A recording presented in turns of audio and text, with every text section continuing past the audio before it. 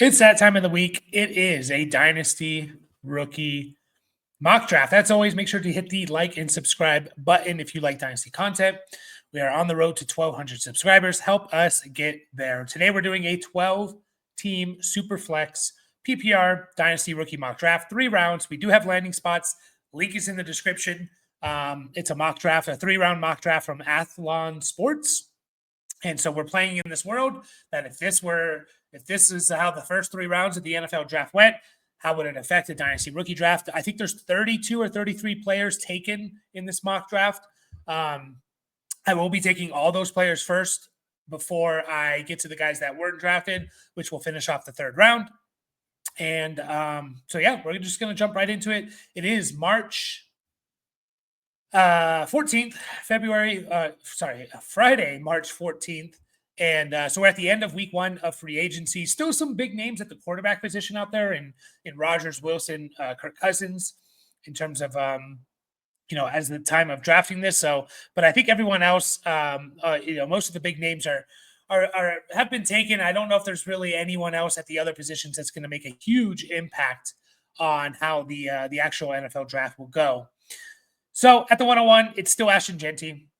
He has been holding that 101 since we started doing this early January. 2 months later, he's still holding that 101. So it's Ashton Jeanty.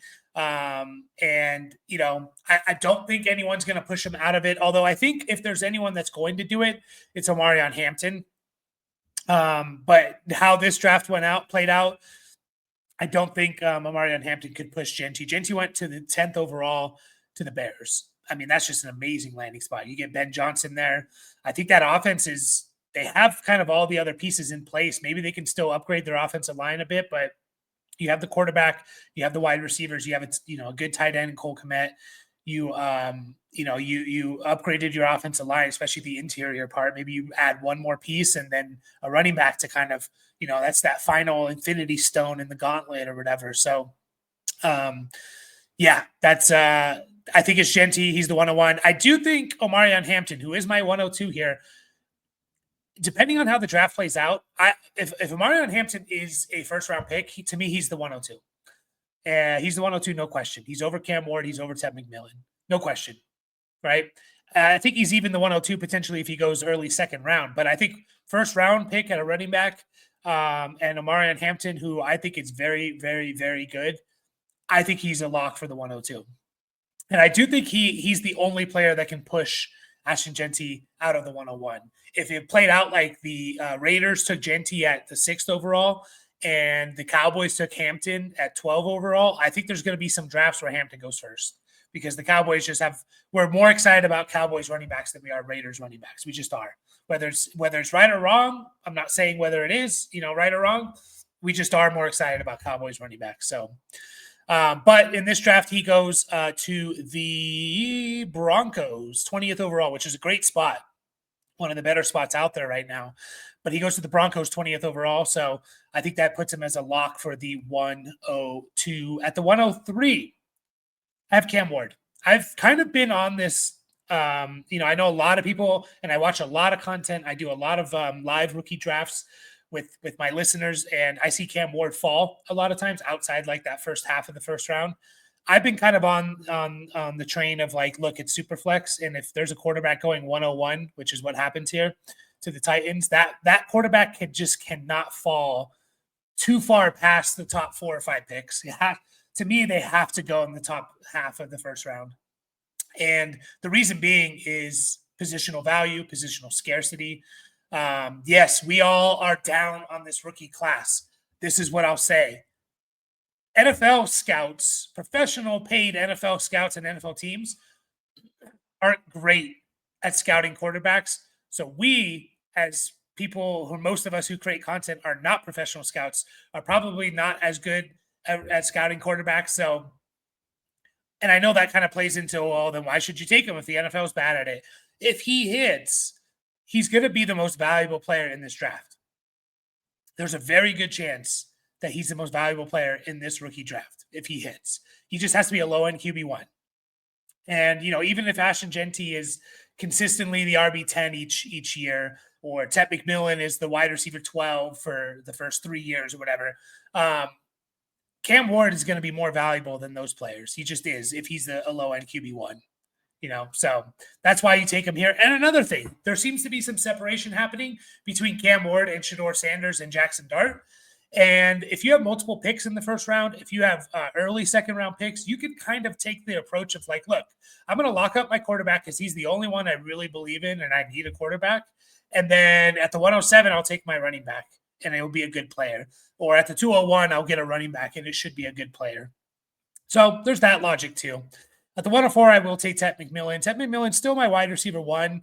And him going 12th overall to the Cowboys does nothing to change that. I know a lot of people are going to think, oh, CeeDee Lamb. And yeah, CeeDee Lamb's definitely going to be the number 1 target getter there. But I do think 2 wide receivers can thrive in this offense if Dak is, back to being Dak from just a couple of years ago, back in 2023. And I think Ted McMillan and CeeDee Lamb complement each other very, very well. CeeDee Lamb will be that movable piece. Ted McMillan will play mostly on the outside. And it's kind of nice for McMillan. Like he comes in, doesn't have to be the alpha guy. Most of the attention is going to be still on CeeDee Lamb. So that's going to leave him one-on-one in a lot of situations. So I kind of really like that spot for Ted McMillan there. So I'll take him at the 104 here. At the 105, speaking of Cowboys running backs, how I was talking about them, I'm going to take Caleb Johnson here, who goes 44th overall to the Cowboys. And I just think like whatever Cowboys running back gets taken, whether it's at 12th overall or 44th overall, I have a hard time seeing those guys fall outside like the top 7 picks. I just do. Absolutely. If a running back goes 12th overall to the Cowboys, it's going to be the 101 or the 102.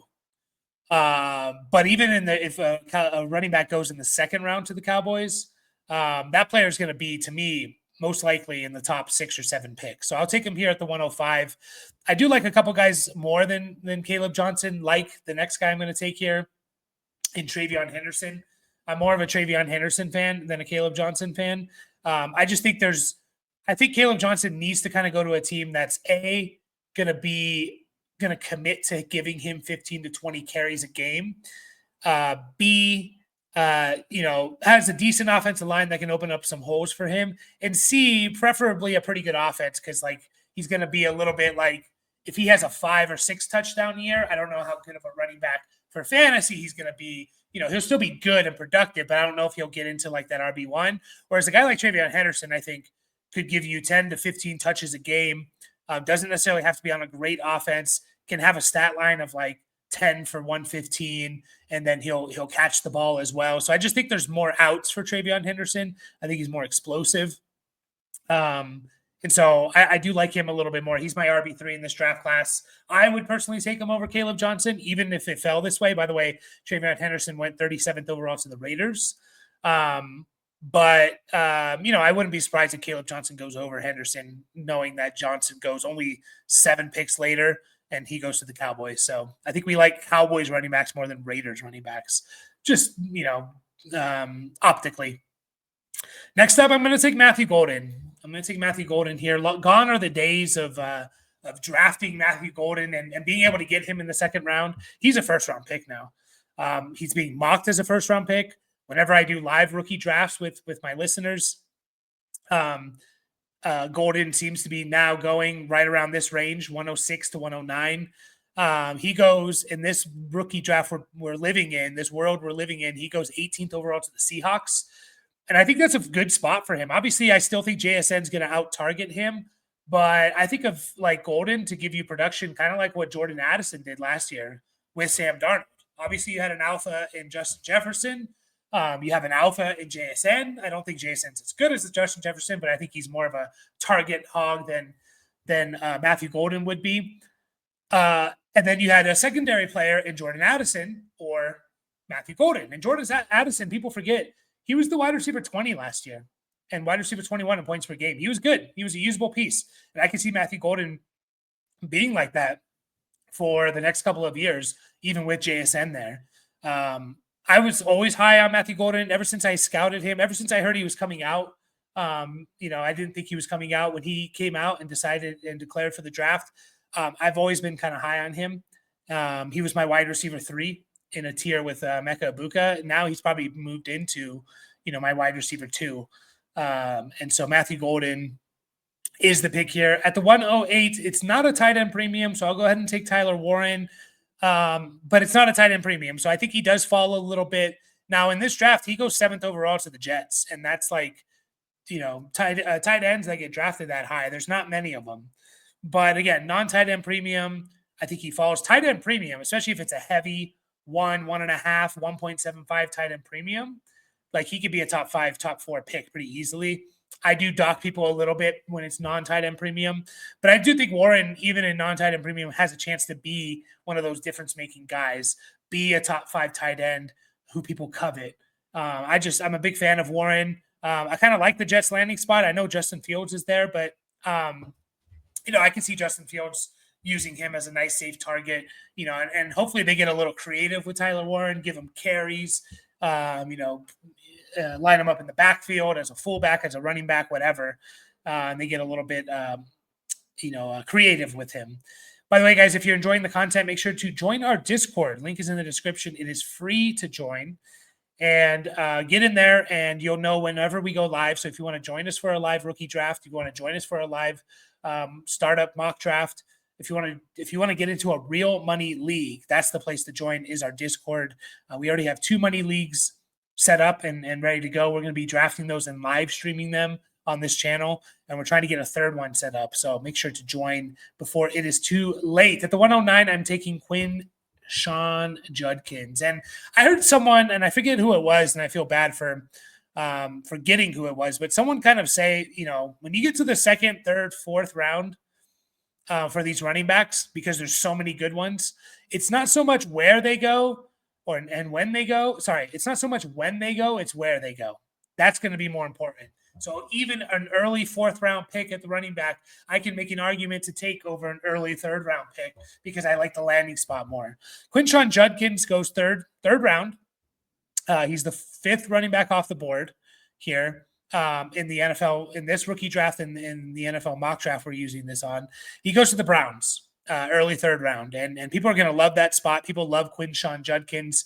He tested really, really well. And so he's going to definitely be a player that I don't see him falling outside like the late 1st round. I just don't. No matter, even if he goes 3rd round, people are going to be like, I like Sean Judkins. And that's fair. And he goes to a really great spot in the Browns and kind of has that backfield, him and Jerome Ford, but I think he's just better. At the 110, I will take Shedeur Sanders. You do see Shedeur Sanders drop a little bit. He goes 21st overall to the Steelers. So, that's not a terrible landing spot now. You got DK Metcalf, Pickens, Freiermuth, Calvin Austin. We'll see if Pickens is going to be there. There's rumors of him potentially being traded. But as of right now, we have Pickens, Metcalf, Freiermuth. That's a pretty good trio of guys to throw to as a rookie quarterback.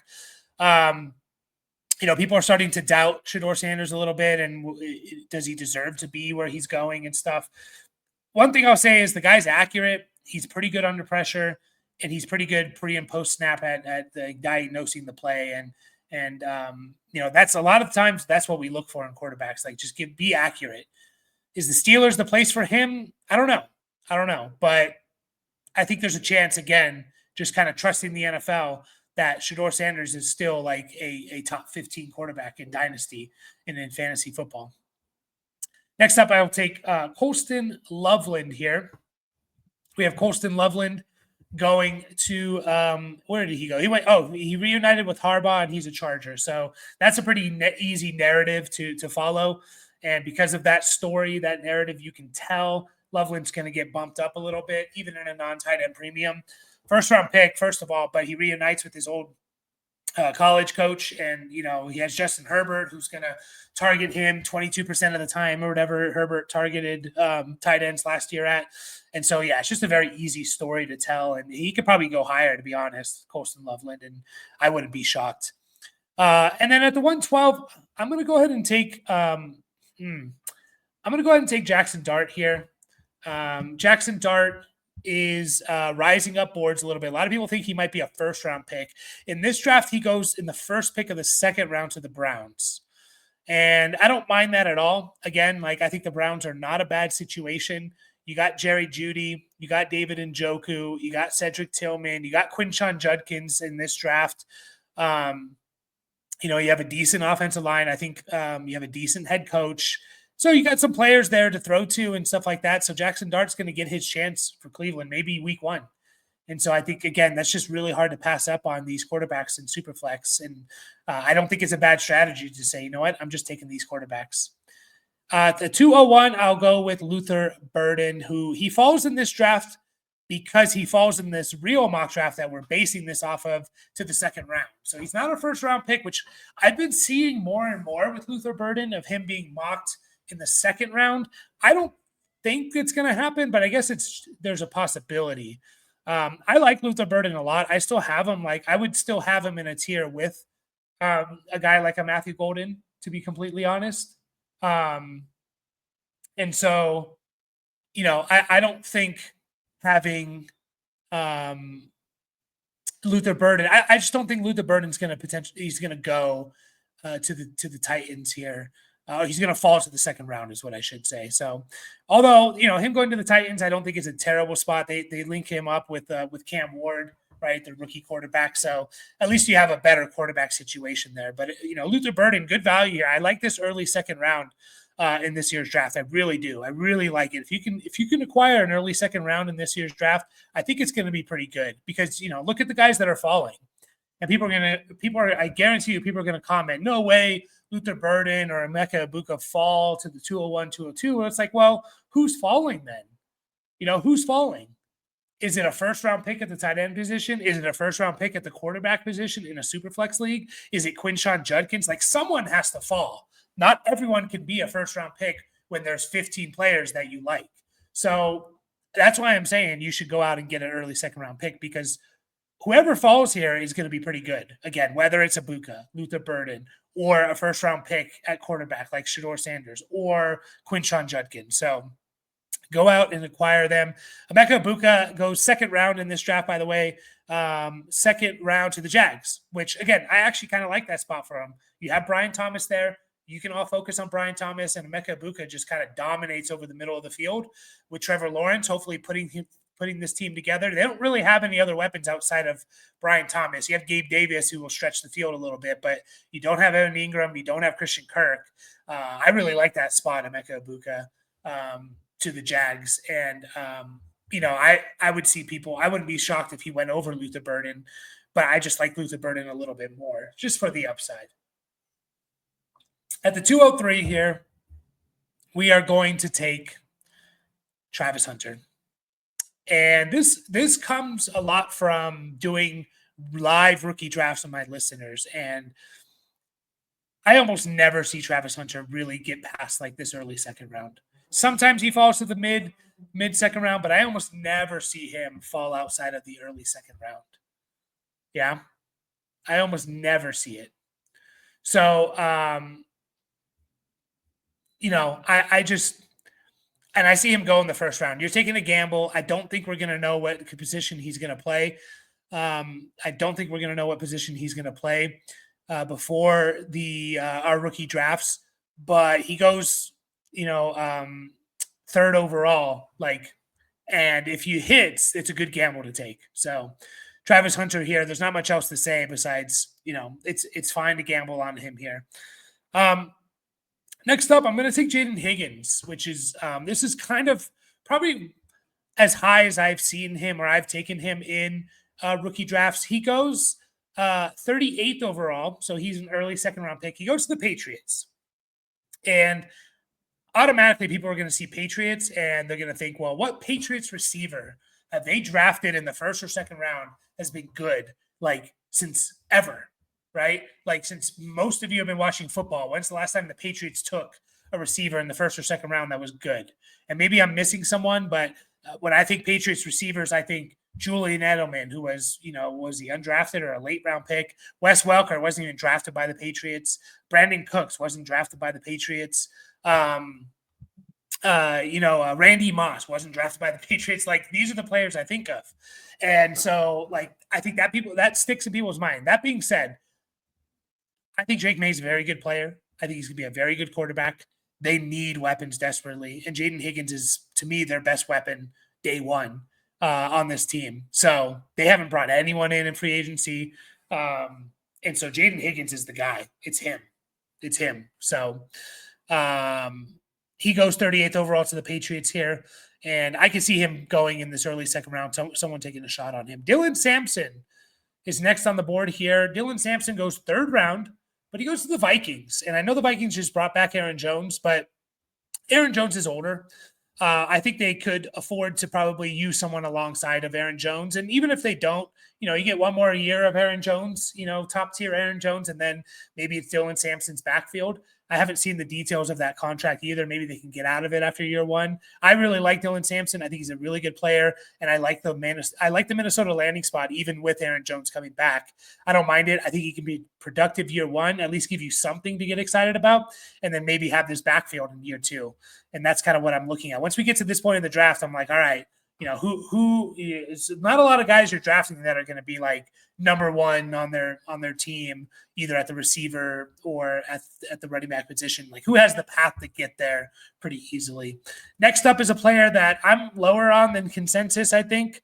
A lot of people like Trey Harris. He goes 62nd overall to the Bills, which is another thing they're going to like about him.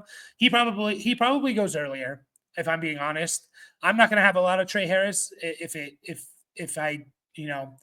how my live rookie drafts with my listeners have gone.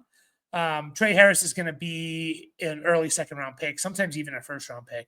And that's fine if you believe in him and stuff like that. I don't necessarily believe in him at that level, but I do think it's a fine gamble to take in the middle of a second round, because if he does hit, especially with the Bills, he's going to be awesome, especially because the perception of him is people like him. And you got to take that into account too. What are players that people like? They're much easier to rise up their draft boards up their dynasty rankings when you like a player. Next up, I'm taking Cam Skattebo. Skattebo gets drafted by the Chargers, 86th overall. I know the Chargers just brought in Najee Harris. I still wouldn't be shocked if the Chargers draft a running back in the first, in the second, or in the third round. I actually think it's probably likely that they do. That being said, you're probably at best getting a low-end RB2 for whatever player they draft, unless they get like a Marion Hampton in the first round.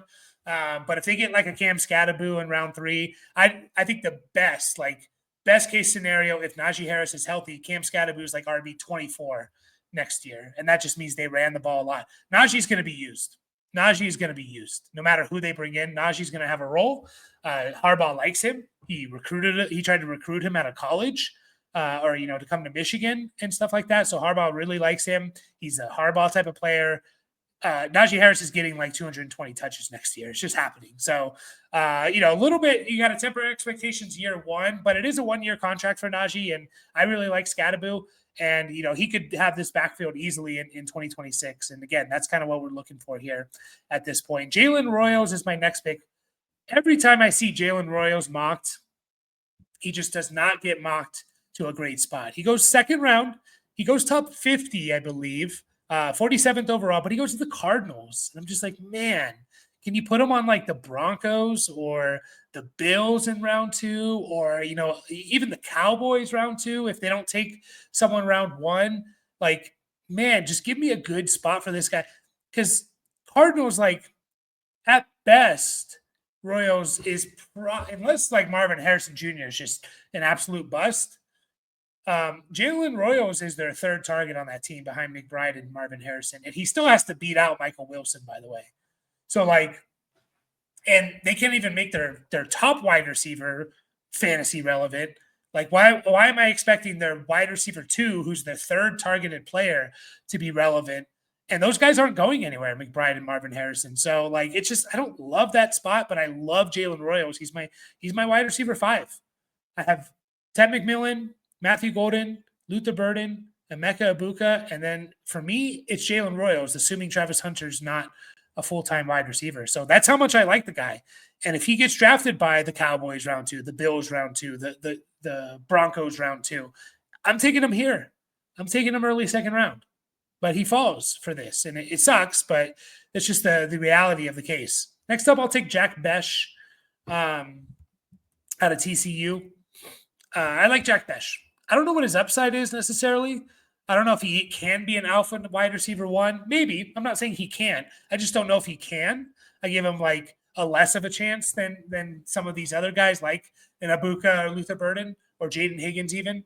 But I like Besh. I think he can be a productive player. He goes to the Raiders, and I don't mind that. I don't mind that. Like, obviously Brock Bowers is the guy there, but Jacoby Myers is there. Whatever. Like, Jarek Besh could have a role year one and then be pretty good in year two. So a lot of people like him. He dominated like the Senior Bowl and stuff like that. So I'll take Jack Besh here, and I'll be quite happy with it. Jalen Milroe is my next pick. Again, this just comes down to it's a rushing quarterback. And he goes 65th overall to the Giants. As of right now, the only quarterback on the Giants roster is Tommy DeVito. I assume if the Giants are not taking a quarterback until round 3, that means that they brought someone in like an Aaron Rodgers or Russell Wilson. But if they don't, I mean, Milroe's a smash and he's a higher pick. But again, like Milroe, all he needs is 1 year as a starter, and his value is going to skyrocket because he runs the ball. He's going to be productive. He's going to be a good fantasy quarterback if he's a starter. A lot of times, like when you have these rushing guys, like an Anthony Richardson, a Justin Fields, all you need for them is to be the starter. You don't even need for them to be good. Whereas other guys, like a Jackson Dart, like Daniel Jones. Daniel Jones may be a bad example because he does run. But let's just say like a Jackson Dart, right? Who I think has a sneaky rushing floor. But I not only need Jackson Dart to win the job, I also need him to be good. I need both those things to happen. Whereas for these rushing guys, I just need them to win the job. Whether you're good at quarterback or not, I don't care. You're going to put up points. Justin Fields was the QB9 last year in his 6 games. He was the QB7, I believe, in his year where he threw less than 2,600 yards. So I'll take Jalen Milroe here at the 310. Next up, Elijah Arroyo, my tight end 3 in this draft, in the draft class. He goes to the Broncos, 51st overall. I think we're all kind of excited about a tight end prospect to the Broncos. Now, they did bring in Evan Ingram, which maybe dampers that excitement, sours that excitement a little bit, but I don't think it brings it down too much. Evan Ingram is a little bit older. He's 30, I think, or he'll be 31 this year. So maybe year one, we don't get much from Arroyo, but if Arroyo is a legitimate weapon, then he's going to be on the field over Evan Ingram, who I think is good at getting targets, and that's kind of about it. I'll take another tight end here, and this tight end could easily go over Elijah Arroyo. That's Harold Fannin Jr., and the reason I say that is because Fannin Jr. goes 66th overall to the Chiefs. So I think people are going to like that Chiefs landing spot, even with Kelsey coming back, and they could think, hey, maybe they work him in year one a little bit like a Noah Gray, and then year two, man, I have the starting tight end for the Chiefs, and we all know what that's going to, people are going to think, oh, there's the next Kelsey. That's just how we're going to think about it. Into the third round, I will speed this up a little bit, but as always, make sure to hit the like and subscribe button if you're enjoying the content. Next up, I have Jalen Noel off the board. I'm a big Jalen Noel fan. I thought he's fun to watch. I think he has a pretty solid, safe role in the NFL. I don't know if he's going to have a huge ceiling, but man, is he explosive. He could be like Josh Downs. And trust me, if Josh Downs was on a team that threw the ball more and had a better quarterback, Josh Downs would be, a coveted piece in fantasy as a nice flex option. I think Jalen Noel can be that. Now, he goes to the Saints, 71st overall. Is that the team? Maybe not, but they need to find a quarterback eventually, so they can't just roll with Derek Carr the rest of their lives.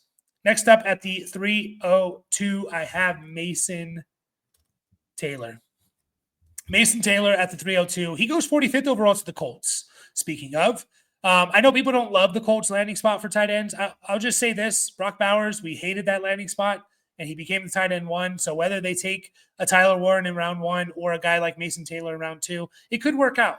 It could become that safe option for Anthony Richardson, and you just have to do a lot less. You just have to do a lot less for to be successful at the tight end position. You just do. At the 303, I'm taking Xavier Restrepo. again, I feel like Restrepo is kind of like a Jalen Nolan. Like his role is he's gonna have a role in the NFL.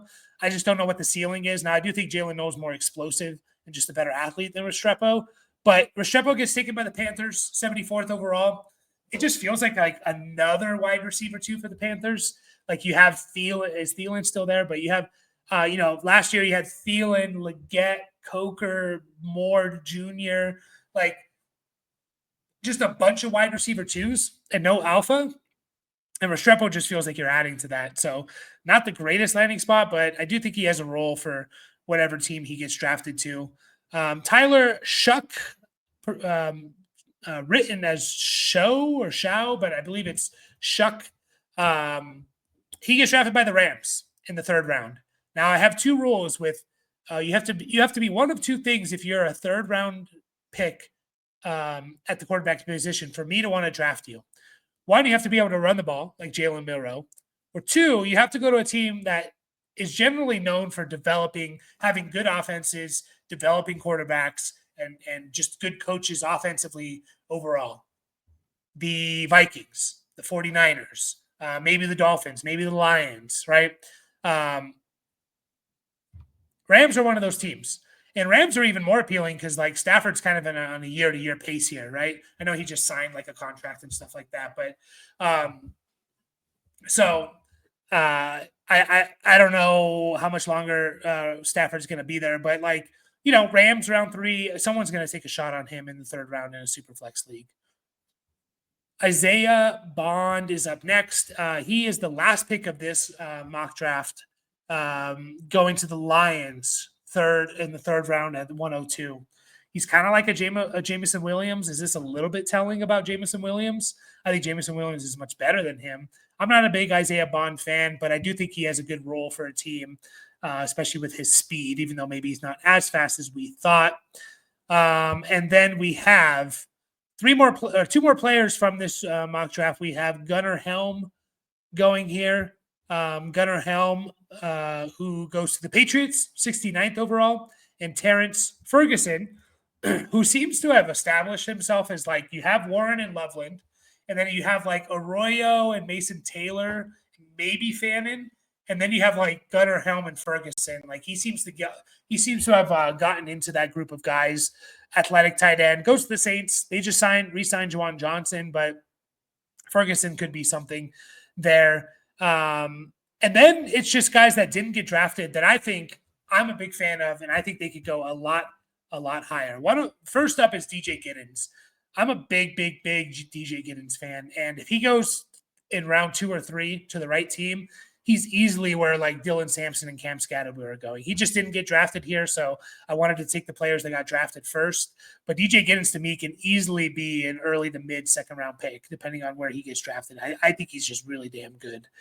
Devin Neal, I'll throw in here. I'm a little bit lower on Devin Neal than most, but and by the way, I didn't take Alec Iomanner, and I think I skipped over him, and that's a mistake by me, but should be Alec Iomanner here. Alec Iomanner after Harold Fannin Jr. So I do need to kind of change that around just in case, the people that kind of skip to the end. Alec Iomanner is going to be the 301 here. Alec, I just completely skipped over him. He goes to the Texans in the 3rd round.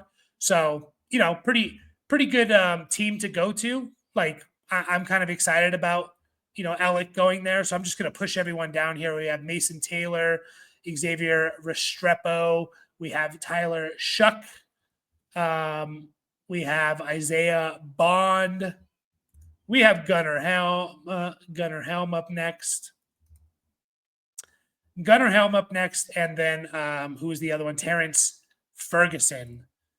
And then we have DJ Giddens, and then we have Devin Neal. So, anyways, Alec Iomanner, just real quick, goes to the Texans. I don't think that's a terrible spot for him, and he does have the tools to kind of put it all together. So I think he's actually a pretty good, dart throw at the wide receiver position here. And a lot of people had him as like the wide receiver 3 or 4 in this draft, not back in January. Devin Neal, that's a 310. I'm a little bit lower on Devin Neal than most, but people like him. So that's something, right? Like if he does well, if he has a good preseason game, people like him.